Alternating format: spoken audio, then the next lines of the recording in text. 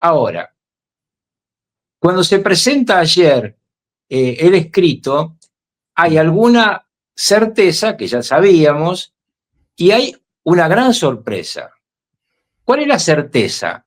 Todos sabíamos que lo iban a acusar a Maduro, a la mujer, a los narcosobrinos, de las 4 acusaciones que Pat Bundy había contado en todos los medios de comunicación. Muy bien. Pero en el escrito, la segunda persona después de ellos dos que aparece es Diosdado Cabello. Ok.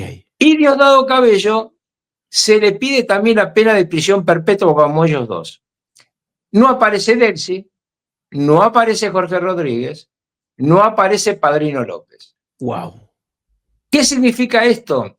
Que desde este momento el gobierno de los Estados Unidos, a petición de la justicia, puede ir a buscar a Diosdado Cabello.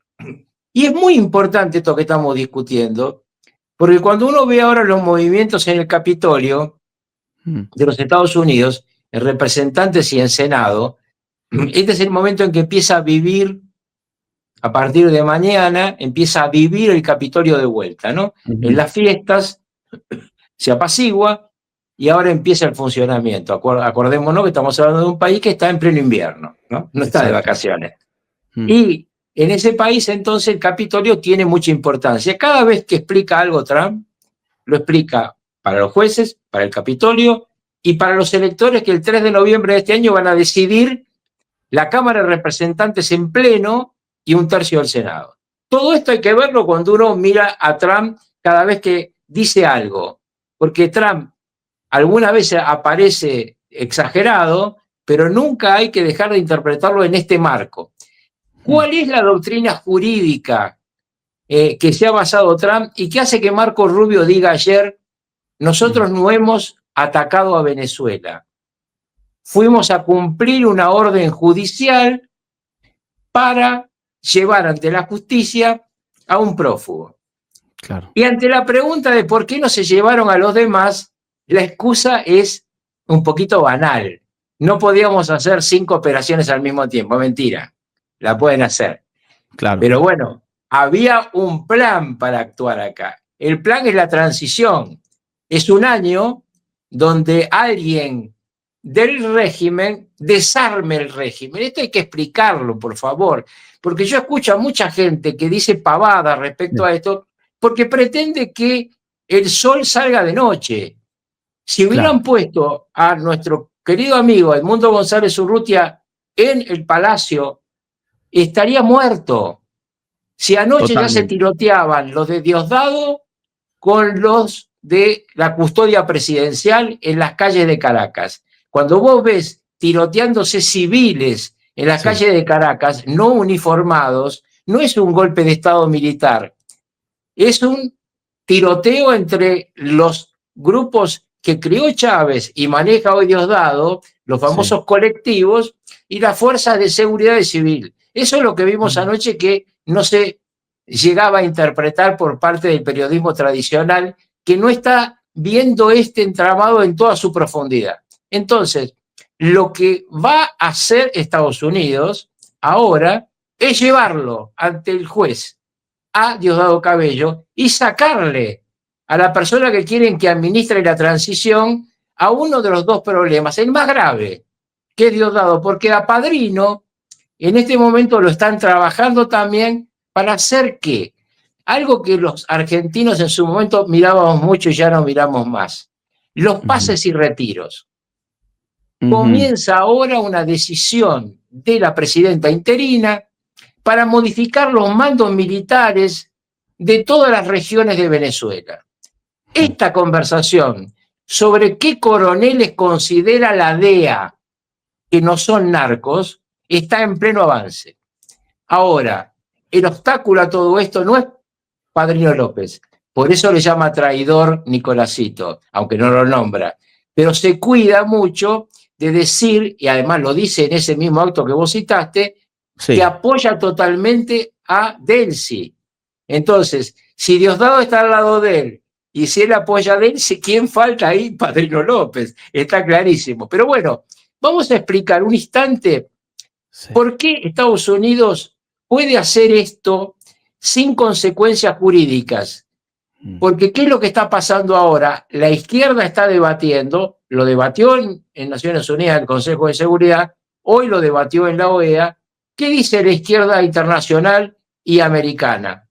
Que Estados Unidos violó el derecho y que en consecuencia no se puede juzgar a Maduro porque fue secuestrado. Bueno, la Corte Suprema de los Estados Unidos tiene una pacífica jurisdicción, es decir, una pacífica cantidad de sentencias, de acuerdos entre los miembros de la Corte en diversas épocas, que una vez que vos capturaste a una persona que es buscada, la captura no ensucia la causa. Esto es, mal capturado, bien juzgado, es el criterio jurídico traducido al español. En consecuencia, está capturado en una forma que no es tradicional, no le importa la justicia. Sí, ahora importa juzgarlo como corresponde, que tenga sus abogados, dicho sea de paso, contrató los más caros, él y la mujer, y el que él contrató es un experto en negociar, porque fue el que negoció con la fiscalía el tema Assange, además de ser muy caro. Pero bueno, tiene abogados defensores de primer nivel, carísimos, millones de dólares cuesta esta defensa, ¿eh? No es una defensa de cientos de miles de dólares, son millones de dólares que van a gastar, porque es una defensa larga, y como vos sabés, en Estados Unidos se cobra un volumen de base y después un volumen de horas, y las horas las cuentan los abogados como ellos quieren. Pero bueno, vuelvo al tema de la juridicidad. Entonces, hay una pacífica doctrina en la Corte Suprema que, aunque haya sido capturado y el derecho internacional lo objete, no importa, porque lo importante es que esté capturado y ahí se lo juzga. Sí tiene que tener sus abogados, tiene que tener el fiscal y tiene que tener un juez independiente. Todo eso que Maduro nunca le dio a sus víctimas, ¿no? Dicho sea de paso, porque los que están en el helicoide no tuvieron juicio, y algunos que tuvieron juicio y que fueron asesinados, los juicios fueron fantasías, ¿eh? Los defensores le decían que se declararan culpables. Esto hay casos concretos, donde le aconsejaba, miren, si realmente el comandante Chávez dice que son culpables, lo mejor para ustedes es que se declaren culpables para que su familia no pague las consecuencias de su fusilamiento. Entonces, estamos hablando de una dictadura feroz que ahora tiene encartado en Estados Unidos una persona que estaba buscada, y ahora van a ir a buscar a Diosdado Cabello. Esto ya está en una amenaza que dijo Trump. Yo no sé si la tenés porque salieron tantas cosas, pero Trump dijo, o hacen lo que tienen que hacer o vamos a tener que actuar de vuelta.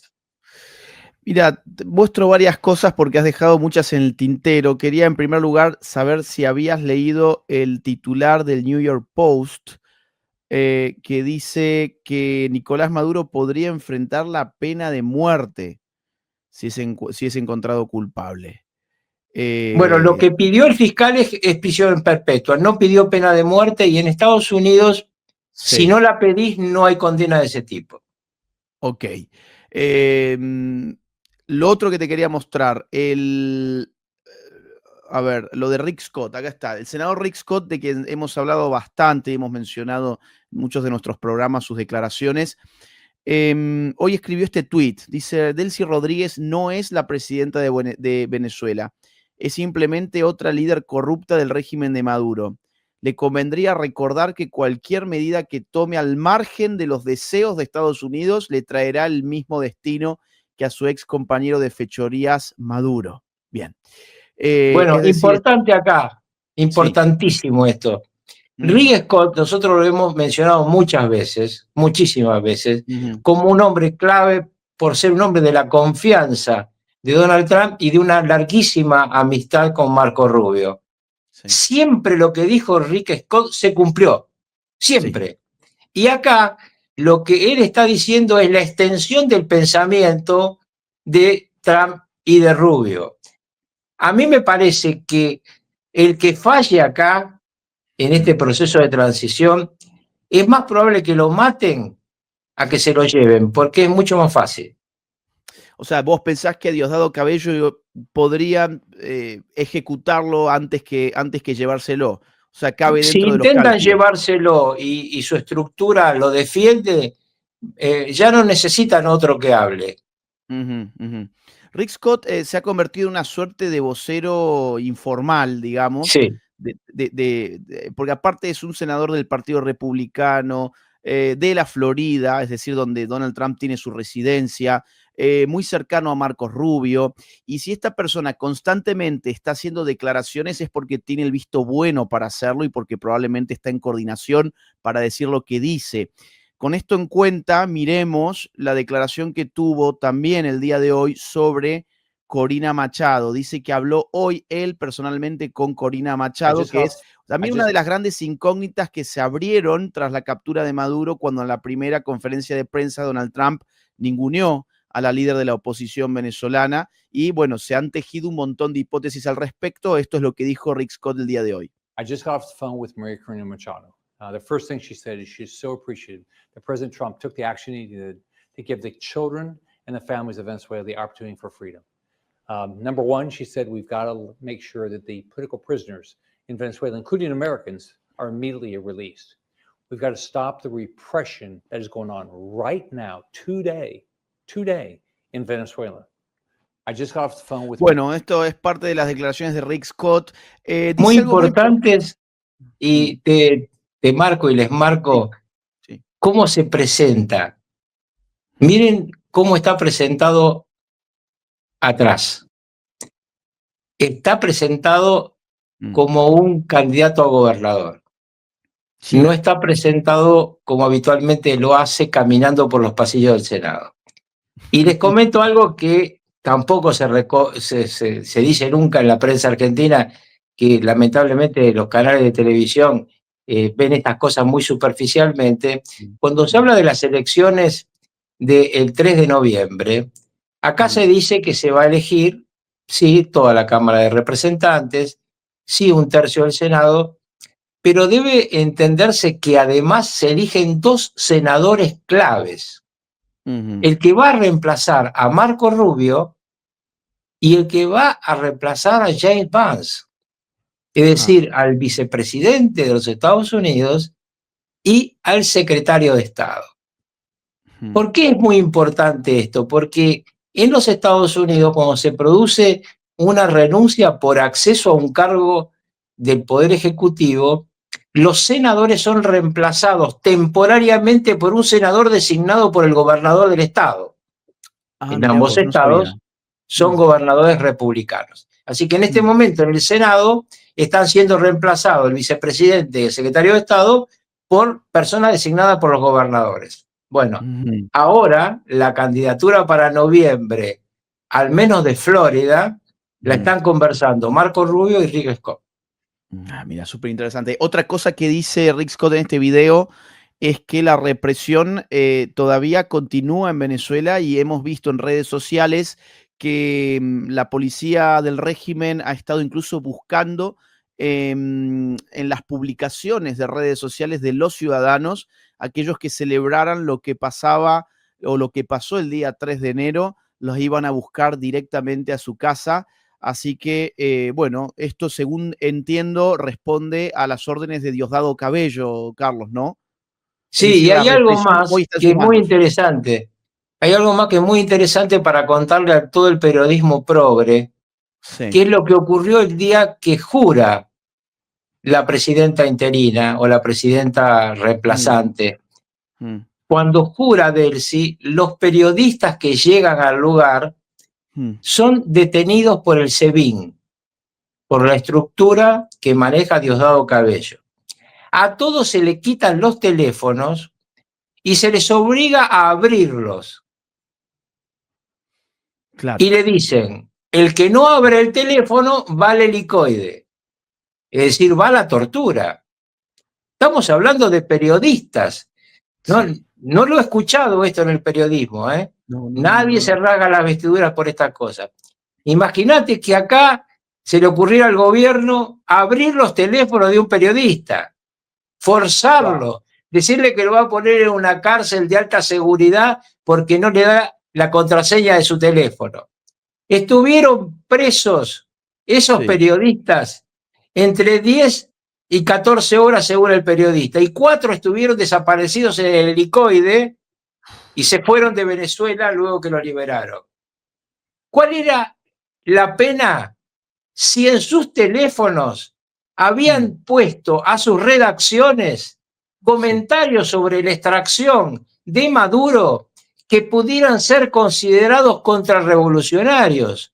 Fíjense de lo que estamos hablando. Estamos hablando de una dictadura como la de las películas de la época de la Unión Soviética. Porque ¿a quién se le ocurre hoy, en serio, en cualquier país del mundo, hacerle abrir los teléfonos a los periodistas? Mirá, yo te contaba hace un rato la situación en Irán que se está complicando cada vez más.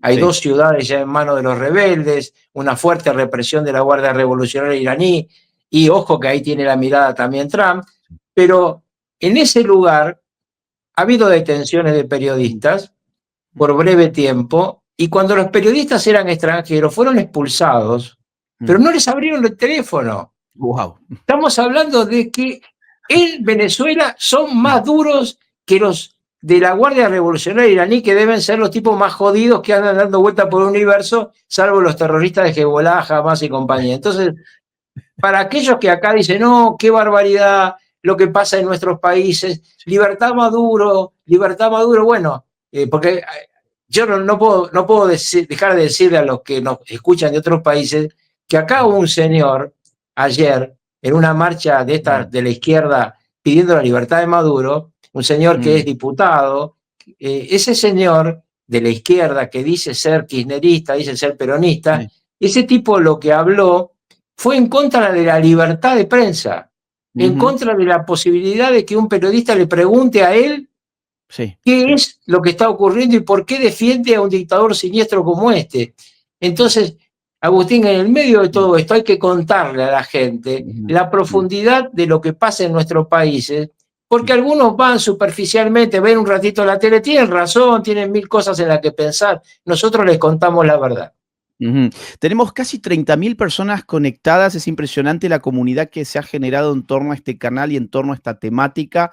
Gracias a todos los que están del otro lado. Por favor, déjennos sus likes, sus me gusta, sus chats, sus super chats. Sigan el canal del doctor Carlos Rucauf. Lo buscan así tal como está escrito su apellido en pantalla, Carlos Rucauf. Se suscriben, que es gratis, y ahí tienen información todos los días de primera calidad.